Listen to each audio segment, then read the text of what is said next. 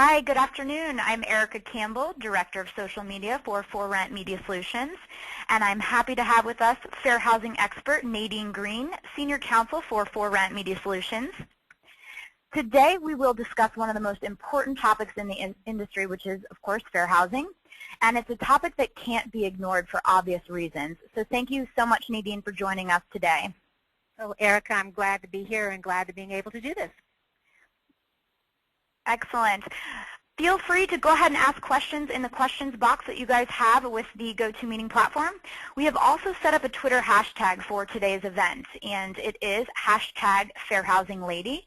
And our corporate handle on Twitter is @APTS4Rent. We will be having folks answering any questions that come in through that. We will also address them on the call if we have time. We will also be recording the session, and it will be emailed to you anywhere from 1 to 2 business days after this session, so please be on the lookout for that. I also have a link here, which is fairhousing.forrent.com. This is Nadine's blog, where you can find all kinds of great information regarding fair housing. So today we're going to gain pertinent insight from Nadine on fair housing topics such as the usage of human models, what you can and cannot say, what your social media policy should state, and other key areas like website accessibility, positive endorsements versus libel, and the difference between contests, sweepstakes, and lotteries. So lots of great things that we will cover today. But first off, I just wanted to share this. I think this is a really great chart to really show you how social media is becoming more influential at each phase of the connected world. We're seeing consumers, they're learning about products and services on social sites. They're using rating and reviews to really help them with their purchase decisions. And not only are they purchasing, but they're also liking brands and services on Facebook and engaging with them. So this is really starting to shape out really nicely here. And I really would love for Nadine to go ahead and get started, and we'll hand it over to Nadine. Well, thank you, Erica. And we're going to start out with the very important topic of fair housing, although we're going to include in this session some of the other legal issues tied to social media in addition to those that are fair housing based. I always like to do the little Nadine caveat, though, and that is to remind everybody that although I do get to be senior counsel with ForRent Media Solutions, when in fact I am doing any kind of teaching, that's exactly what I'm doing. I'm teaching. So today's presentation and not legal advice. So Erica, anybody that relies on us for anything here and gets in trouble for it actually can't come back and sue ForRent or sue Nadine or sue Erica. So we've done that little technical legal part, which is that disclaimer. With that, let's talk about the first best practice as relates to fair housing. And the issue here is that we should always be using the logo. I think it's important for folks to understand that social media and the use of social media for marketing is essentially still advertising under the Fair Housing Act. And so when anybody has a presence in any medium, in any format, for all published or internet material, that logo should be used. I can't think of any practical reasons why it can't be used in a social media presence.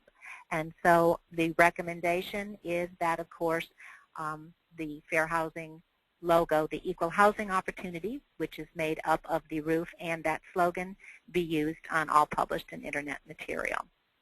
Erica, one of the big issues in fair housing, and I think it's going to be a big issue, is the next one that we're going to talk about, which is the issue of human models. And I have a little mantra, a little saying that I like to remind everybody, and this comes up not just for fair housing, but for all the legal issues that we will chat about today. And that mantra goes like this: if it wasn't legal in print before, it is still not legal in print. And if it wasn't legal in print, it is not likely to be legal for social media marketing. And so I think that's an important message. The laws haven't changed. The laws of advertising in the fair housing context as well as in other contexts have not changed. So if you shouldn't be doing it all along, you shouldn't be doing it today, even if you have now embraced the concept of social media as a way to reach out to prospects and to connect and interact with your residents. So when we talk about human models, there are some things that we need to be doing. And so I have compiled a bit of a list that shows what some of the human model issues need to be. And one of the issues is that you need to be showing people of ethnic and cultural diversity. And so that means that we should be seeing, when we see a social media presence, we should be seeing depictions of people that cross the different racial lines or the different lines in terms of what people associate sometimes with different cultural groups. I think it's very important that we start to incorporate people with disabilities into our advertising. And that is because right now, disability is the single biggest issue in fair housing. More complaints, more lawsuits are being brought by people with disabilities than any other protected class group that is out there. And so that is something to be thinking about as well. And then I think it is also very important to be depicting children in advertising. There's a little footnote there. If you are senior housing, and Erica, if you can just go back for a second. If you are senior housing, then I think it's important that you understand that you don't have to show people with children or show children in your advertising, but you do have to follow all of the other fair housing rules. And I'd like to point out a good practical reason for the use of these groups. Interestingly, the advertising law related to fair housing just talks about depicting in terms, usually in terms of race and color and that sort of thing. And they don't necessarily speak specifically to talking about and showing people with disabilities and showing children. But the more use of this that you do, if someone in their social media presence, when someone is visiting or interacting with that social media site, when they see the variety of people, it is like a mini insurance policy for that apartment community. Apartment communities, property management companies, owners, they are often sued or have charges brought against them that are found to have no basis in terms of being actually a fair housing violation. The process in a fair housing case is to dispose of it as quickly as possible, particularly if you haven't done anything wrong. And it's the wise use of diversity in advertising and on the social media side, that wise use of diversity can act as an insurance policy. Because if someone says you don't want to rent to people with disabilities, and yet you can show that you have depicted them in your advertising and in your social media marketing, or they say you don't want to rent to me because you have children, all of these different things can be debunked when in fact your advertising and the message that people get from you is a message that shows that you do in fact welcome everyone. So these are the do's. And we've given you some examples here coming along in the next couple of slides. Showing people of ethnic and cultural diversity. We gave you a good example there. We also, are repeating the idea of using people with disabilities, and that is not hard to do. A person in a wheelchair, a person with braces, and I always joke and say I don't mean the kind on their teeth, people who have a guide dog, for example, or another one of the dogs that is used and trained as a service animal. These people can be shown and depicted in your social media marketing, and of course using children as well. And before we move past that, I just want to point out that I am seeing a lot of social media marketing is hitting a very young demographic, a very upscale demographic, a very savvy demographic, and some of that portrayal of the culture at the community is not doing anything to show that people with children would be welcome. And I think that that is an important issue, Erica, because with people with children, they don't have to be turned away from an apartment community. They just have to see the marketing or the advertising or the public dialogue and feel as if they would not be welcome.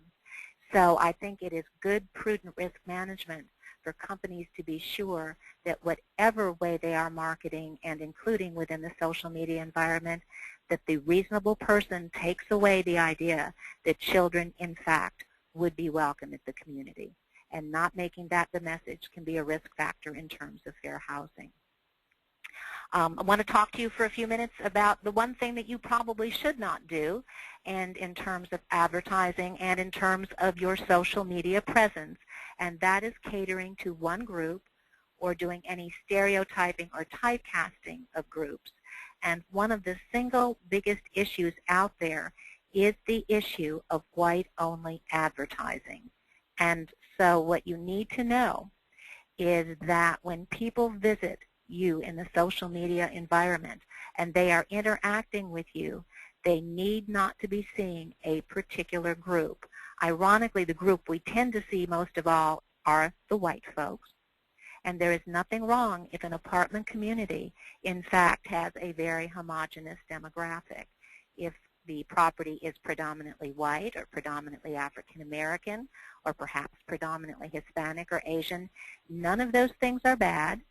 None of those scenarios are against the law as long as that demographic has come together on their own and not through any steering or other issues related to the actual outreach or the marketing by the landlords. So one needs to be sure that in their social media message, that social media dynamic, that social media interaction out there, that people are seeing when they visit your community in that way, that they are seeing diversity. And then that brings us to the question. Because I know what some people are thinking right now. They're thinking, well, but we take a lot of photos with our staff, or we take photos with our residents, and is that okay if, in fact, it happens that our staff or our residents are not a particularly diverse group? And the answer is it will be okay to be showing staff and residents in terms of your postings on your social media sites if, in fact, you meet two conditions. The first one is this: your staff or your residents, the depictions of them have to be fair housing compliant. So if you have a diverse population of race and national origin and men and women and children and people with disabilities, and you are posting their photos and we get that diversity message, then that is a good thing and it's fair housing compliant, and that's okay. If your population is more homogeneous and most of your resident activity or other type of photos may be rather limited in terms of diversity, then you need to seed with some stock photos, not representing that those are residents, but just representing them as stock photos, but showing the diversity so that the composite effect of your particular presence in the social media world is, in fact, a composite that says there is diversity. And then the second issue is that you do not need to be, nor should you be, showing your staff, the employees of your company or your property management company or your owner, nor should you be showing your residents if, in fact, you do not have model releases for them. And you need to have model releases, and you need to be keeping them forever. Nadine, we did have a question come in about this. We have a question from Jillian that asks, what if we have not previously asked for model releases? Okay, if you have not previously asked for model releases, then there's always that possibility and potential for something to have happened, you know, that was not a good thing, and somebody in theory could come after you now, and even in the future. But you know what? Even with model releases, you can still be sued. But here's the point. If, in fact, you haven't gotten them in the past, it's water over the bridge. You can't, it would be difficult and awkward to try to go back and get them now. Good risk management, though, would dictate that going forward, before you start posting photos of your residents on your social media pages, that you, in fact, get a model release for them. And I go back, not in terms of the slides, Erica, but just I would like to repeat my mantra about if it wasn't legal before, it's not legal now. And historically, we would have never gone and taken pictures of people or their children with an old Instamatic camera with film and a flash cube, and then gone and gotten those prints developed and handed them to the newspaper to be published in the newspaper without getting permission to do that, a model release.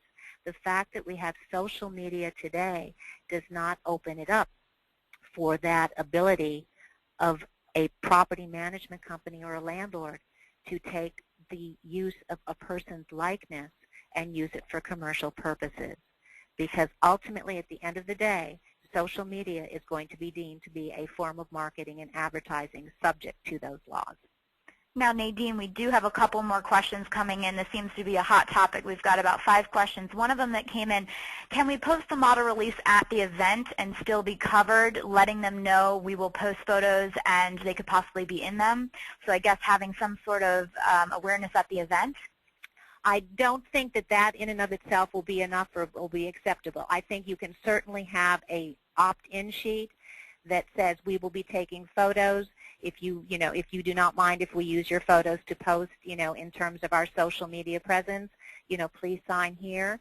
But then it's going to be up to staff to be sure that only those photos that include people that have signed off on giving the permission are there. And then you are going to keep that model release forever. You don't, like 6 months later, clean out files and say you don't need that model release any longer. So I don't think it is good enough to say to people in their housing environment that you can't come to a pool party unless you agree to let us use you and your children for marketing purposes. And there are different reasons why people will not want their pictures taken. You may have a domestic violence victim who has escaped from a very abusive relationship, and the domestic person in her relationship that was previously beating up on her doesn't know where she is.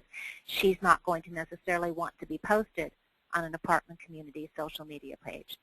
And so I think that's really important that people understand that you can be sued if you use someone's likeness in a recognizable way without their permission.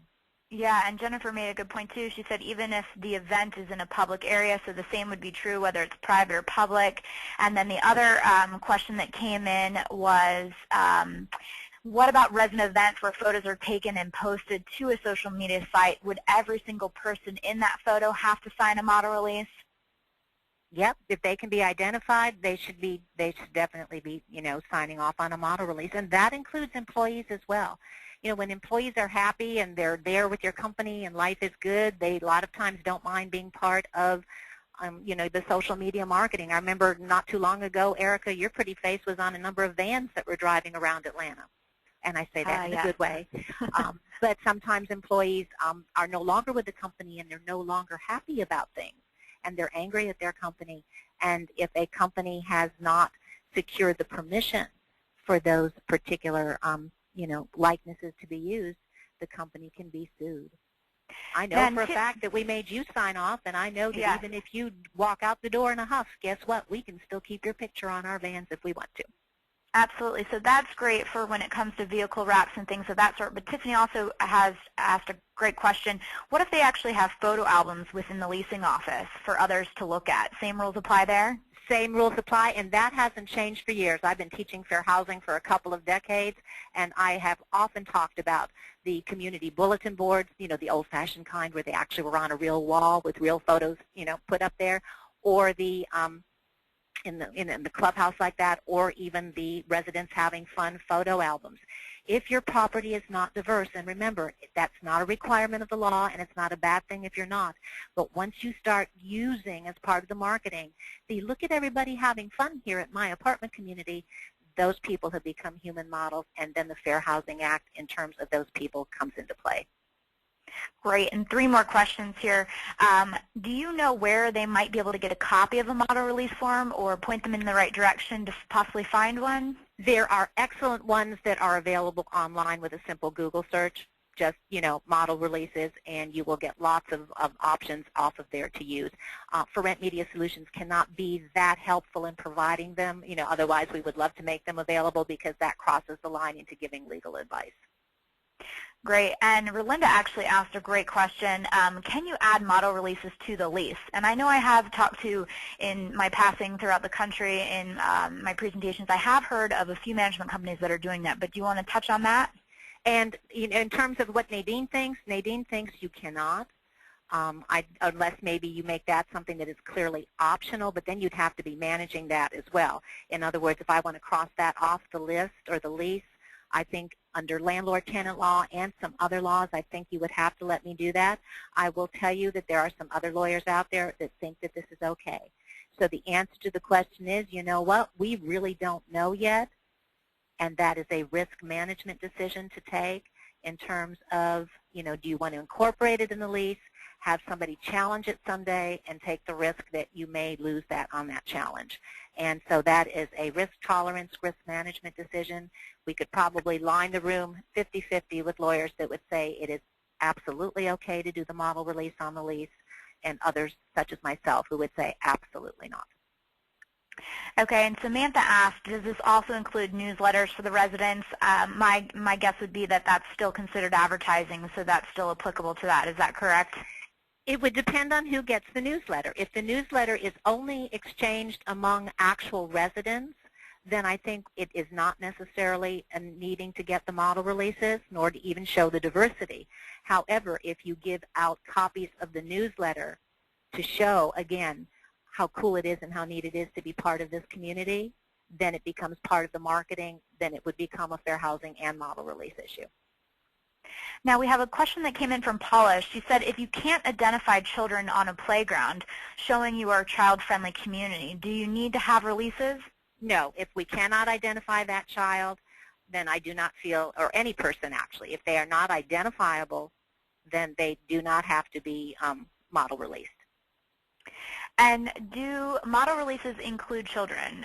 That question I believe we have addressed, but that came in from Kristen, so if you just wanted to clarify that as well. Yes, you will have to have model releases from children, and they will have to be signed off on by a responsible adult. And actually, if you Google model releases for children, you will find the language there for the legal guardian of the child to grant the permission of the child to be used in that context. Okay, and a couple more here. What about video surveillance? Do you need model releases for residents and staff for their cameras that they might have on site? In terms of model releases for that, no. And I think it will be very jurisdictional as to whether or not people have to be apprised of the fact that there would be cameras on the private property, you know, purely from that standpoint. And then that goes into the whole issue of security and safety and liability, and that could be a whole other topic for somebody else to teach. But no, I do not believe that you have to have model releases because you are capturing people in terms of security cameras, unless for some funky reason you would decide to use your security camera footage in your social media marketing or other campaign. Great. And Katie has a question. When is it an issue to include names on newsletters without using photos? Names on newsletters. It would depend. It's very interesting because from a publishing standpoint, that is an internal document, and so publishing names would be fine from an internal standpoint. Again, if you're going to give that newsletter out in any external way, which means it's seen by other than the resident population, then I think you may want to be a little bit more cautious on how you identify people or what you say about them, or what shout out you do to them or for them or about them if they aren't aware of it ahead of time. Great, thank you. And just to sum it up for everyone, for the folks that might not be familiar with model releases, if you could put just a couple words around exactly what that is to sum that up, that would be great. Okay, Erica, I'm not sure I know what you just asked me to do. I think there's some folks that might not be familiar with what a model release is, so maybe just okay, yeah, I gotcha. A model release is literally a document, and it doesn't have to be particularly long. We actually do have our own for when we need to take releases, like the one we gave to you, Erica. And it basically just says that I hereby give permission to whoever it is that I'm giving permission to. You would name that property management company or that owner, whoever is the grown-up in charge, permission to use my likeness in any way, in any format, you know, blah, blah, blah. And if it's for a child, it would say the same thing. So that's a good segue because Nina had a question in regards to, is it okay to publish testimonials from residents, and testimonials not just maybe on video or photo, but possibly written, so the same would apply for that. It would, and we'll actually touch a little bit on that when we get into some of the other legal issues that are important, because remember, we promised to do some others other than just fair housing. Perfect. And with that, Erica, you know, we can continue. The goal is simply to have the diversity, the message of diversity, that when folks see your presence in the world of social media, that they get a clear message that no matter who they are, they would be welcome to be part of that social media community and the actual community of your residents. And before we go into other things, we do need to talk about the fair housing impact in terms of words. And so we've talked about what you see, but there's also what you see in terms of what is said. And in fair housing, there is a law that says that you can't indicate a preference or discriminate because of the protected classes when you are advertising for housing. And again, I firmly believe that social media marketing and a social media presence will be seen as a part of an advertising campaign if and when there are any cases that are brought on this. And I really think it's a case of when and not a case of if. With that, I'm going to ask some folks, if you think you've heard some words that you don't know, whether they're okay or not, put them in the question box, because I'm going to chat about this for a little bit, but this way the questions might catch up with what I'm chatting about rather than our having to wait for you to put the questions in. So right now, if you're thinking about any words that you don't know whether you're allowed to use them or not, go ahead and just put them in the question box, and Erica will relay them to me. But in the meantime, I'm going to tell you some words to avoid using, and then also tell you some words that are okay to use, because actually HUD said so, not just Nadine. So here are some words that we see a lot in our apartment industry and have seen in the advertising for our apartment industry for decades. Every one of these words has a potential to be a problem. Now, I'm going to tell you that there is no law or no place that I can go to and say to you, under code section ABC-134, subparagraph 2A, it says you cannot use the word traditional. I cannot pull it out that way, but I can tell you that these are the types of words and the very specific words that get the attention of fair housing people, and that 3 of them on that list, adult, active, and independent, have resulted in lawsuits. And so we would be wise to avoid using the words that you see there: mature, exclusive, traditional, adult, active, and independent. And we've given you a little example, because what the fair housing folks will do, and Erica, our next slide will actually show an ad. What our fair housing advocates out there have a problem with is when we are talking in our advertising or in our messages, and we're talking about the people who we want to have come. So we've given this example about a property who says they're a mature, exclusive community for active adults who enjoy their independence. That is the kind of language that gets the attention of the fair housing community, and to some extent the community that represents the disabled. And so the better thing to do is to simply have advertising that talks about what you have and what you offer. And so you talk about the different things that are available at your community without talking about the types of people that you want. I'd like to point out that there are some words out there that we hear about a lot, and people say, well, we can't say that, and that can't be, and that's not right. These are words that actually come out of a HUD advertising memo, where HUD said that the use of these, unless there is something else that would indicate discrimination is happening, that these particular words or phrases are perfectly okay to use. So you can talk about and market and chit-chat about and post pictures on your social media page in any way that refers to walking, walk-in closet, walk to something. It is okay to refer to master bedroom. You can market yourself as a quiet community, and you can say Merry Christmas and Happy Easter. And you can also, by the way, show Santa Claus and the Easter Bunny. And so we've given you another example of an ad where we sort of took that same property, and rather than talking about the people who were mature and who wanted to be active and live independently, now we tell them what is there. And the idea is, the fair housing people have said to me, tell the people who are marketing for their communities to tell the world what they have to offer, and let the people decide whether they want that particular apartment, rather than marketing to a particular group in terms of identifying the group in the context of descriptions in the advertising or the dialogue. And so now is the time where, if anybody has, and perhaps not, but did anybody have any words or phrases that they did?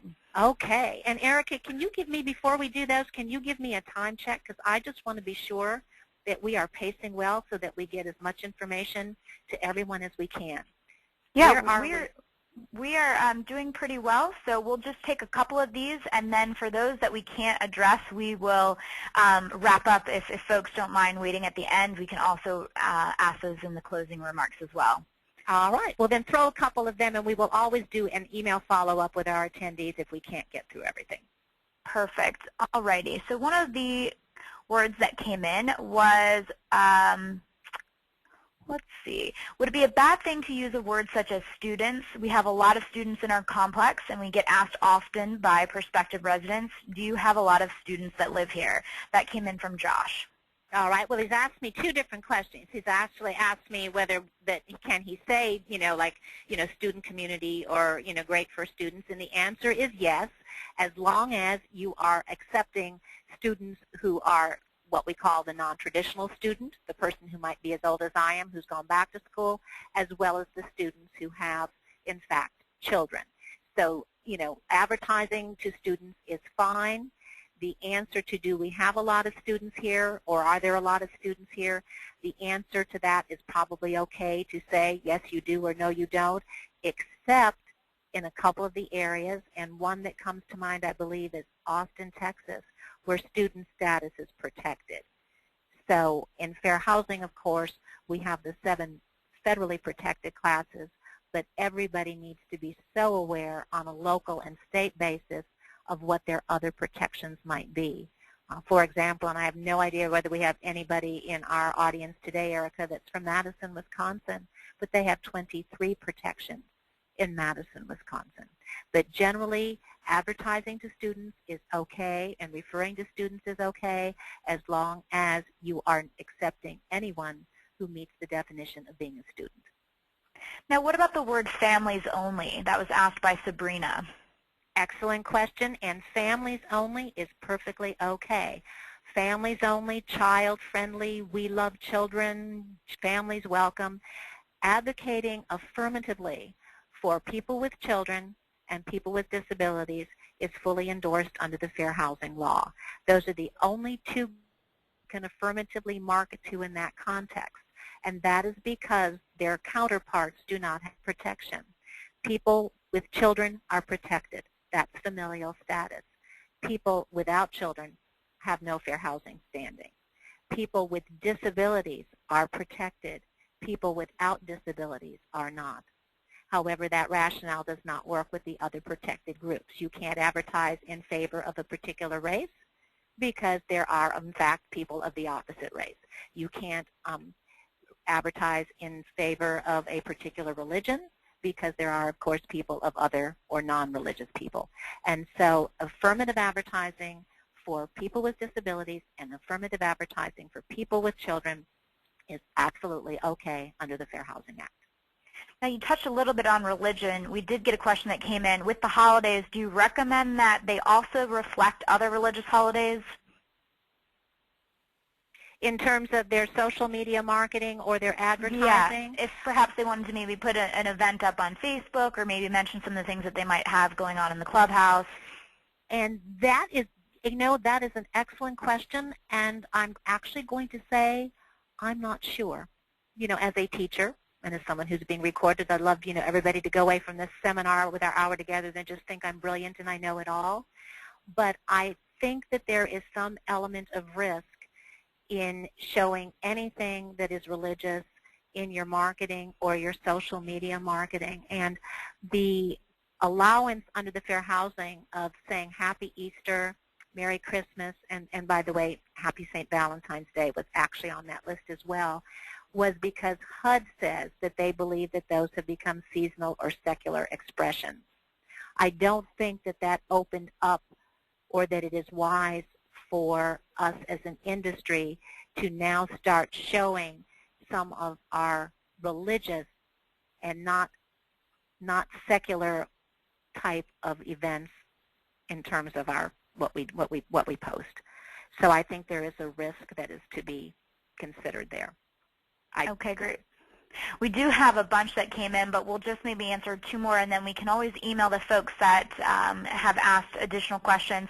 But one of the points that Teresa makes here is a good one. It's one that as a renter myself that I oftentimes ask, but how do you respond to a question from a prospect or a resident that asks what kind of people live here? Okay, and that is and most of us who teach have agonized over that question in terms of what kind of people live here, and we believe that the absolute best reason is to just smile at that person and and say something along the lines of, fair housing law precludes my having that discussion with you. There's nothing wrong with some of the other answers that people give, such as we rent to anybody who qualifies, this, that, and the other, but unfortunately, that doesn't answer the question in a way that the person wants, and they're going to ask it again, and it gets to end up being a dialogue. A lot of times if you're being asked, it's because you're being tested at a community. And so I think it's important to just say, you know what, fair housing won't let me discuss that. It's not that I won't discuss it, or my company won't let me, or my boss won't let me. It's that the fair housing laws, you should not be having that discussion. Is that the same if someone asks if it is a safe community? Oh, absolutely, because the idea of what is safe or not safe is such a personal decision, and that's exactly how I would put it. I would say, what safety may mean to you is different than it may mean to me, and there are other places that you can go that are a much better resource than I, as a leasing person or a property management person, could ever be, and they can go check it out. And there's places now that you can go online and check out your neighborhood, and of course they can always, stop by a police station, a precinct, or a sheriff's, department to find out what has been going on in the area if they need to. And the response that you gave was a good one that might also help with Martha's question. If a prospect were to ask if we have multiple race or ethnic groups that live at our complex, how you would handle that. The same would be true for the same would be true. Yeah, the same would be true, because I know sometimes we have such a diverse population. We want to say, oh, we have people from everywhere living here, but I'm sure I could probably find some obscure former Soviet republic that isn't actually represented as a community. Nobody has everybody, even if there's a remarkably diverse community. And so again, just to say, you know what, fair housing precludes my having that discussion. It doesn't preclude the person asking. They're not bad. They haven't broken a law. But the response from the property management side could cross the line. And that's a great response for Krista, too. If someone were to ask another question, do you have a lot of children here? Same thing, same rule applies. Absolutely, absolutely. And none of that cute stuff about, oh, I can't say anything, but why don't you come back at 3 o'clock? Right. So that they can see when the school buses, how many they're dropping off, that kind of thing. Well, Erica, I've been working really hard for a long time, and I'm not the only one that people came to listen to and learn from. So will you help us out with some of the social media policy issues? Absolutely. So it's really important to have a social media policy for your business, whether it's at the management company level or at the on-site at the property level. Not only just to have a social media policy, but you also want to make sure that you've got some form of training for your employees put in place. So you want to look at this. Do you have any rules for your employees? Do you have anything set in place? And it doesn't necessarily, if you don't necessarily have a policy put in place, but perhaps you've got some loose rules, wherever you are within your process, you do want to consider your company culture of the organization. Does it state kind of when and when not employees could actually post items? So there are a list of social networks that might be safe for you to use at work or might not be. So again, these are questions that you want to ask yourself as an organization. Do you have these items available for your employees? So some things to consider is, what is the culture of your company or organization? Are you going to allow this? Are you going to allow your employees to Facebook while on the clock? And when and where can employees actually visit these sites? Are you restricting them while they're on site at the computer, but maybe you've opened it up for their mobile device or vice versa? Again, that all comes back to your company culture, depending on where you are within that. And when and where can your employees post? This is a big question that we get asked all the time. So, are they allowed to blog perhaps outside of work hours, but they might mention work? What are you going to do about that when they do mention your apartment community, possibly something bad or positive, on their personal blog, not during their work hours? So recommending items that they can and cannot post are really helpful. So when it comes to developing your social media policy, these are, there's a particular emphasis on those relating to social media participation, and that's really important because, even if you've blocked your employees from using social networking sites at work, they do have their mobile device, and they also have their non-working hours to use them. So it's also important to define those rules of engagement to be followed to help guide your organization's response. Especially, this becomes very important if you get any kind of negative threats that might come in or negative comments that come in through your Facebook page or any other social channels. And I do have a couple slides here that will talk about how you can handle that. But by building in this defined set of response procedures, it's really possible for you to minimize the amount of damage that a social media crisis could inflict. Again, majority of the comments on social networking sites are positive. The beauty of Facebook is it's not anonymous. It does come with a first name, a last name, and a photo, so it's a lot more human than another site that might be like apartmentratings.com, where you don't know necessarily the user, and the comments might tend to be skew more on the negative side. But we're seeing a lot with social media, it's mostly positive and neutral. So something, Erica, can I just toss in one thing too in terms of social media policies when companies are looking at their culture and what their risk management issues and the rest of it? There's been some very, very recent activity with the National Labor Relations Board, and we need to be very careful. Folks do not need to be firing anybody for saying negative things about their job on a social media website unless they've actually checked that out with their employment lawyer, because the National Labor Relations Board has said that that is what is called a protected concerted activity when they are dialoguing about their working conditions, and that cannot be something that an employer forbids. So before somebody gets angry because an employee said bad things about I don't like this job or they don't pay me enough or things like that, that in and of itself is very risky if that is the basis for the termination. Good to know. So just a little hint there, a little takeaway that, I just wanted to toss in because it just popped into my head. Great. And some questions that you might need to address within your social media policy, and not just your policy, but also the guidelines and kind of the best practices that you have structured for possibly your social media ambassadors, the folks that are responsible for managing the brand.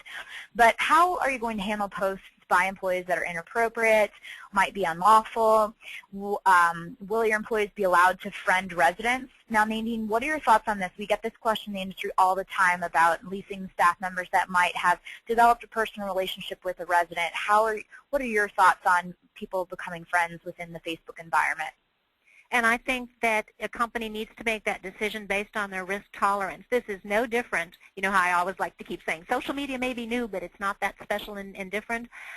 Were your employees or are your employees today allowed to date your residents? And if your employees are not allowed to date your residents, then the same reasons why you didn't want that to happen are the same reasons why then it would be logical for you not to have your employees be allowed to friend residents. And especially those residents who are living on site, or in terms of the residents who are living on site. Of course, the residents are living on site. The employees who are living on site. And so that is truly a company culture risk tolerance question, but put it in the context of the real world. Would you want your maintenance man asking the lady in apartment 3G out to go to a movie? And if that's not acceptable to you, then he ought not be, as a matter of policy, friending her on a social media website either. Great, and we had a question that came in. What about employees who are posting on Facebook on company time? That question really goes back to what we were talking about earlier with your company culture. Again, that really needs to be decided as an organization if you choose to allow that or not. But based off of Nadine's comments, you really just want to make sure that you've kind of laid out your ground rules. And, at ForRent, for example, we do allow our employees to be part of the conversation, the dialogue, and we encourage them to share articles from our, blog and, different social things that we've got going on. We really do encourage that because it does allow for a more organic experience, and we've got more feet in the street helping position the brand. So again, it really depends on your corporate culture, and you also have to have that fine balance of, you do have work to do, so you want to make sure that there is a strong balance put in place there, and that you're not just Facebooking all day long for your personal behaviors. Right, and I'm one of those people that if I were a grown-up in charge, if I were an employer, what I would ultimately care about at the end of the day are the people that I am paying to do a job, doing a good job of doing that job. And if they are, then there's a lot of other things that don't matter, whether they're, talking with their child to make sure he got home from school okay and that he's doing his homework, or whether they're checking Facebook for a moment. If that's not getting in the way of a productive, work environment, then I would be fine with that. But again, that's the culture question. It is, and one of the things, too, that's really important to include in these policies is remembering to let your employees know that, to protect proprietary and confidential information, because we all have that within our organization. So it's important to put that in. You probably already have that in your employee handbook or guidelines, but to also cross-post that within the social media policy just as an added benefit to have that in there. And if you guys are interested in sample social media policies, there is a link on the screen for you. If you do find that link, you'll see all types of businesses from large brands like Kodak and Coca-Cola and all the way down to medium and small businesses. It's a really great resource to, again, find an idea of the different types of policies out there. And you'll see, depending on the corporate culture, you'll see that they really vary from one to the other. So it's interesting to see what companies are using in that space. All right. Ready to shift gears, Ms. Erica? Do you have any other questions out there? We did have one more that came in. Let me clarify for our company property Facebook pages. How do you feel about giving administrative rights to employees on Facebook? That question came in from Megan. And this is a really great question. This is actually something that I also experienced. So we have a team that manages more than 80-plus Facebook business pages for our organization. And what we do is we decided for our organization we would appoint a social media ambassador for each of those pages. And we would also attach it to corporate. So corporate would have administrative access and then maybe one other person. You do want to keep this to a limit, and this is just purely recommendations on my behalf, but keeping your administrative rights to a minimum just because you don't want too many cooks in the kitchen. Also, in turnover, you want to be careful. If someone leaves the organization, make sure that you've removed them as an admin so that you can maintain that. So I would say that, yes, you can absolutely have employees admin your Facebook page, but use that to your discretion as far as who you appoint to control that page. And again, I would keep that to a minimum. All right. We're going to talk now very quickly about website accessibility because this can actually be, and I have actually attended as an attendee, full seminars on this. Most folks know what the Americans with Disabilities Act is. It has nothing to do with housing. It is the one that says when we go to the movies, when we go to the restaurant, when we go to the grocery store, when we go to the hospital, when we go to the civic center, wherever we go that is public, if we have certain physical disabilities, particularly if we use a wheelchair, we should be able to get there and get around. That is what the ADA is all about. What is interesting is there is usually only one place at the rental environment that the ADA is in place, and that is the leasing office. The leasing office is a place where people come physically to transact the business of having the opportunity to rent an apartment. And because, therefore, the industry, the apartment community, has a physical place in the world, they have a physical leasing office, under the ADA, any website, which is a way to rent at that apartment community, the website itself should be accessible. And this is very shocking to a lot of people. Quite frankly, about a year and a half ago when this was brought to my attention, it was stunning to me. Never thought about the fact that websites have to be accessible. And even big players such as Target, we go to a Target store to shop. We also go to Target.com to shop. When a person in a wheelchair or with other disabilities goes into a Target, they should be able to purchase what they want. They also should be able to purchase on a website. And websites such as Target historically were not website accessible, and that created problems, and the Department of Justice is very much taking on these cases. So the next slide that I have shows what some of the issues are, where perhaps people who have visual impairment cannot see the monitors, and they use readers that speak the text. People who have upper mobility challenges and can't use a mouse easily often will use voice recognition to direct the computer. And because the Department of Justice is taking this serious, we need to be aware that there are things that we ought to be doing, those of us in the industry who have the apartment community with a real-world leasing office, and then you have the website where you have the other opportunity for people to rent from you. So examples of barriers to people who have disabilities are when you have photographs without identifying text, navigation links without a skip feature, unclear description like a click here, PDF use to exclusion of others, and no telephone or email contact information. The next slide I'm going to show you has a website there, and this is one that gives the universal web content accessibility guidelines.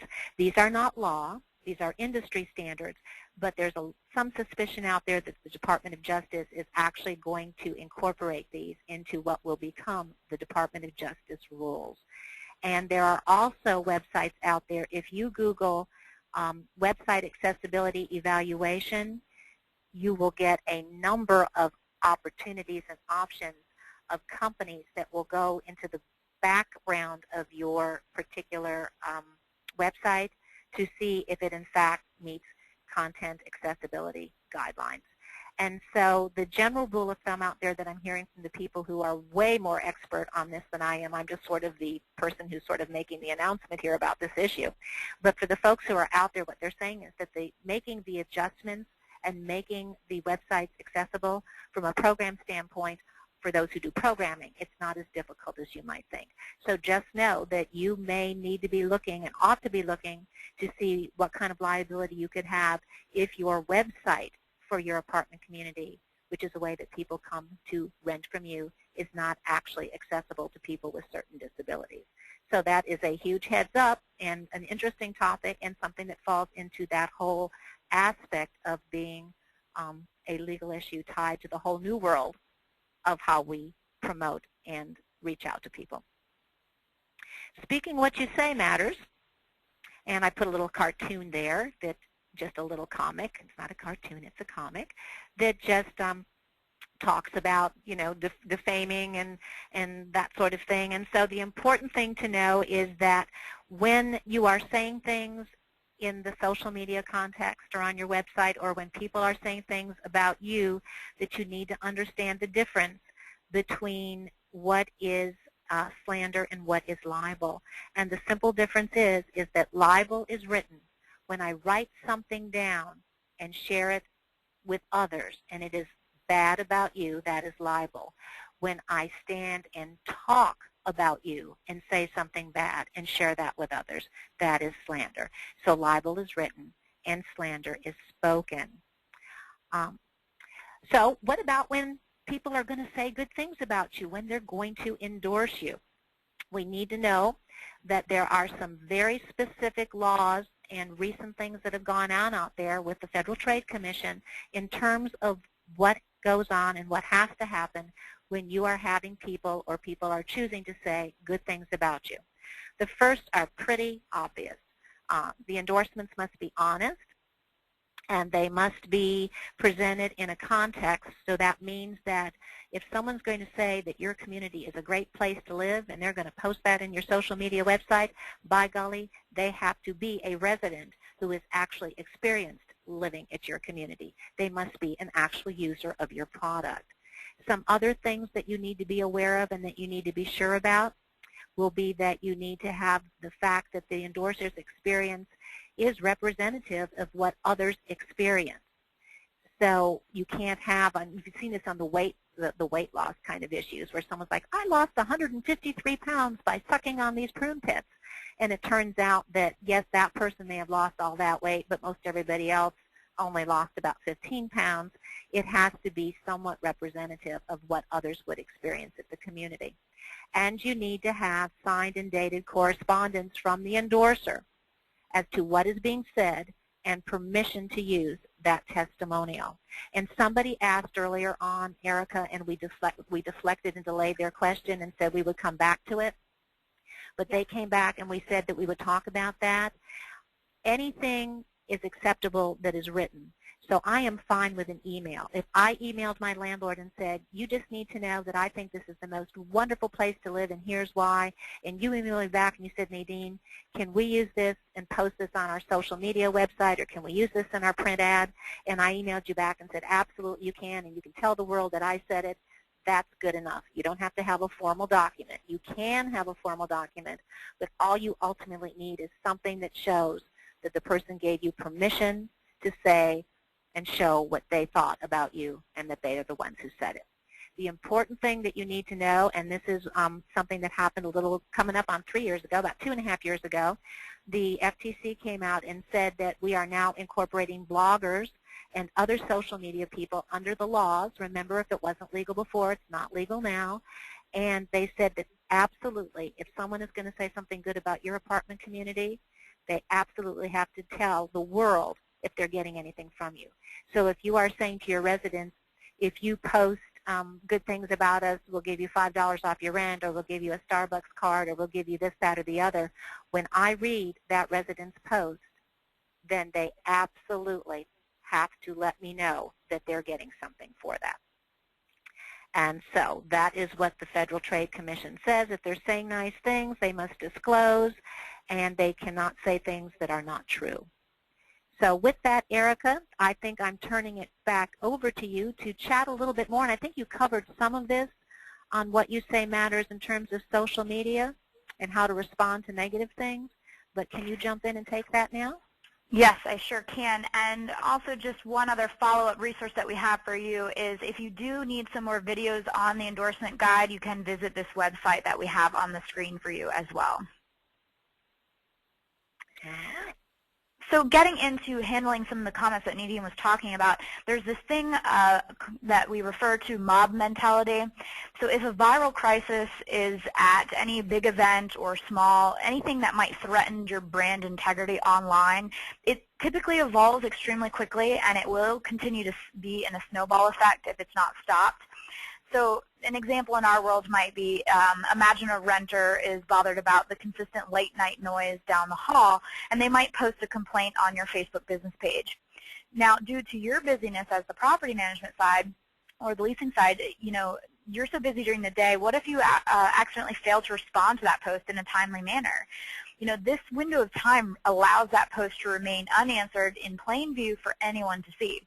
So as a result, it could possibly allow other renters with the same opinion and point of view to suddenly find that voice, jump on the bandwagon, and leave you with an even bigger mess to clean up. So the key here when it comes to social media, if you do happen to have a negative comment, you don't always necessarily want to delete it either, because you might find that that resident will come back with a vengeance and kind of talking about, well, why did you delete my comment? You know, you open up your Facebook wall for us to have a conversation and you've now deleted it. So you do want to be careful. You don't necessarily want to delete comments. However, if you do find one, this again goes back to your company culture, one that might have foul language or something that's completely inappropriate, use your best judgment, and it might make a best call for you to delete that and let the user know, hey, I've gone ahead and deleted your comment because it's inappropriate. So either way, you do just want to find and address that negative influencer as soon as possible. Some other things that you guys can set yourself up with are comment guidelines. It's really necessary to keep yourself immersed and afloat of what people are saying about you. And, you know, your word of mouth is very different from your word of mouth. So comment guidelines really help set the boundaries for acceptable behavior, not only for your employees, but also for your visitors that come to your page. So knowing, you know, what media, competitors, employers, all those things that are saying about you to help gauge your success. Some of the great tools out there available are Google Alerts. It's a free service by Google that really allows you to track what's being said, and that will help to work for your listening framework there. And then these are just some questions that you might want to ask yourself. If a question comes in that appears to be spam, how would you handle that? If you find someone that comes back to your page quite often, maybe it's the same resident that seems to be spamming your page, or it's a repeat offender, how would you handle that? So there's all these different questions that you might want to ask yourselves. There's not necessarily right or wrong way, but you do want to have some sort of plan put in place so that you can handle them at the appropriate time. And what I love about this next slide here is what Coca-Cola has set up. This is their house rules.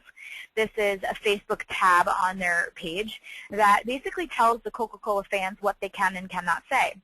So it's a really interesting way of being proactive and just saying, hey, we've created this Facebook page for you. We really encourage you to leave comments and photos and videos and links here, but we will review all those comments and we will remove anything that is inappropriate or offensive. So I like how they kind of had that, and they just kind of went through their Facebook terms of use. So that's an interesting approach that we're seeing that some of the companies are doing to handle that. And then finally, we had hoped that we had planned for this. Erica, oh, I'm sorry, you've got another slide. Yeah, I do. No, that's fine. I do have one thing, talking about having a reputation management plan. So now that you've got your listening framework put in place, you're using listening tools like the Google Alerts and any other tools out there that are available to track the reputation. The key to a successful reputation management plan is going to be the initial analysis of your business's online presence. And so you're going to want to identify weaknesses and potential vulnerabilities that you might have as a brand. So we go back to the, back in the day when we were doing SWOT analysis or risk tables. The SWOT analysis can actually help you visualize that situation and really helps you identify the strengths, the weaknesses, and the opportunities and the threats that you have. So, for example, maybe you know that people tend to complain about the noise levels, or they tend to complain about a specific issue, and you're constantly getting those, or you just know that you might get more of that particular type. That would then go into a threat. And you just kind of outline these and you identify them in advance so that you can create canned copy responses that you can have on site for your staff to proactively push these back out. And they may be canned in a Word document, but then you might want to go back in and massage the copy and make sure that it addresses the person's complaint and issue and it becomes a little bit more personable. But these things are really going to set you up so that you can answer these questions and comments that come into your page in a timely manner. So just being able to identify that. Same with the risk table that allows you to look at that, identifying the different types of risks. Maybe you categorize them and the probability of them coming in. You know that certain types of requests come in more so than others. And if you were to get this, what would be the impact of that? So those are just two different ways to really outline that. But ultimately, you do want to make sure that you do educate your staff internally on the reputation management plan that you do have in place. Personally, from my experience, I wouldn't advise more than just a couple people being involved with the responses. Again, you don't want too many cooks in the kitchen. You don't want the tone and the voice of the brand to change too often. So if you can keep it to a minimum there, you will be safe as well when it comes to consistency in your responses. And then just a couple items here. There's pros and cons to different folks responding to them, and people ask me all the time, should regional and corporate be responsible, or should the property manager be responsible? Again, that's really going to depend on you guys as a company, but the pros of regional, you might not be emotionally tied to the issue and concern, because at the property level, there might be a comment that's physically attacking a leasing agent with a name involved. So again, that person might be too emotionally invested. So just look at the pros and the cons of both. Corporate handling these responses or the actual on-site handling them. Interesting way to diffuse a situation if you do that comes in. We saw this great example from Home Depot. They happened to find through their listening tools, and they found out that someone was talking negatively about Home Depot. So they wrote a tweet back and said, Jennifer, I saw your tweet. I'd love to hear your feedback. Send an email to me at information@homedepot.com so we can follow up. It was very eloquent the way they did it. They handled it, and they said, hey, thank you for your feedback, but here's our email address. Feel free to email us, and we can certainly help you out. And what that did is it took what could have been a really negative impact online, brought it behind the scenes into email, and then you can always follow back up with your following based on Twitter and Facebook and let them know that you know what you did to handle that situation. But I thought that was a great tactic to take that behind the scenes. Good job there, Erica. I'm going to actually blow past my next set of of topic because it was the last one, but we anticipated we might not be able to get it in if we got some of the, which we did, very good questions. So I was going to talk about contests, sweepstakes, and lotteries, but actually, if Erica will go forward, she will take you to a link where I actually do talk about contests, sweepstakes, and lotteries, and I do it on a very quick little video. So you would get the same information that I would have shared with you in these slides, which Erica is just going to literally blow by so that we don't keep you longer than we promised. And there is the link to find my little prize, chance, and consideration talk. And I always welcome questions. You know, if you have them after that, you're welcome. There will be an email address for me at the end of this program, which is coming momentarily. And you folks can reach out if you have any questions on that. So with that, Erica, I think we're probably just about where we need to do the takeaways and say goodbye and give them our contact information. Yeah, and just one more thing, too. There is a link here for those of you that might be interested in the rules and regulations of what you can do with contests on Facebook. We highly advise that you go to facebook.com/page_guidelines. That will also be available as the takeaway, but this is a great document that kind of lets you know the do's and don'ts of running promotions and contests and sweepstakes within the Facebook's environment there. So with that, we do have some takeaways. First off, Nadine's going to cover some ignition points. These are her recommendations on things that you can get started with today. All right, and that is to remember, of course, that diversity is everything in everything that you post. So whether you're still in the world of traditional advertising, whether you're doing combo packs, or whether you are totally embracing social media, be sure that the message is that everybody is welcome at your community.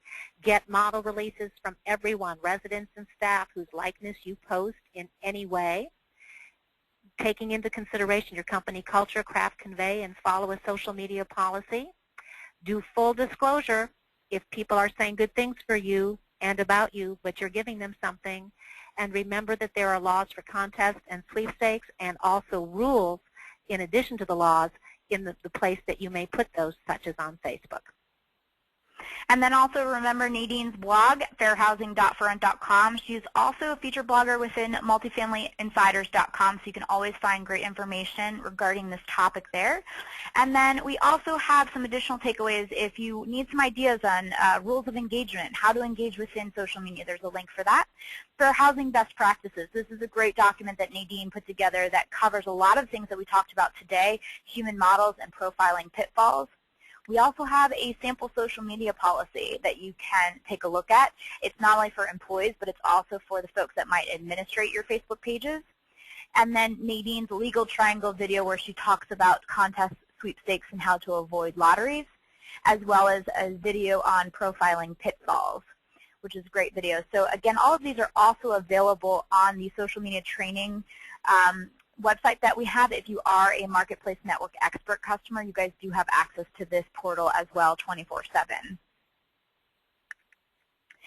So at this time, we are about out of time for questions, but we do have all of your questions that came in through the chat box, so we will be able to send those questions to Nadine, have her address them, and get back with you on that. And if you do have any questions that might pop up after the presentation, you can feel free to contact us. This is Nadine's contact information, as well as if you need any social media questions or training, we are available for that as well, and we can be reached at socialmedia@ForRent.com. And with that, on behalf of ForRent Media Solutions, I do thank you for taking time out of your busy day to learn more about fair housing tips and best practices in the age of social media. We would also like to thank Ms. Nadine Green, Senior Counsel, for bringing her expert knowledge to the group. And Nadine, when will I be seeing you again? I believe that both of us will see each other when we get to NAA in just 4 weeks, because I am part of the Fair Housing 5 that will be doing a program on the Friday education schedule. And I believe, Ms. Erica, that you are a presenter, yes, very good language there, presenter as well. Yes, our session is about putting your best Facebook foot forward, and that is Thursday, June 28th at 10:45 a.m. to 12:15 p.m. So we do look forward to seeing you there. And remember, everyone, to be on the lookout for a recording of this session. This will be coming to you shortly. And we will also toss this presentation up onto our SlideShare account so that you can take a look at that there as well. So again, thank you so much, everyone, for taking time out of your day. Bye-bye.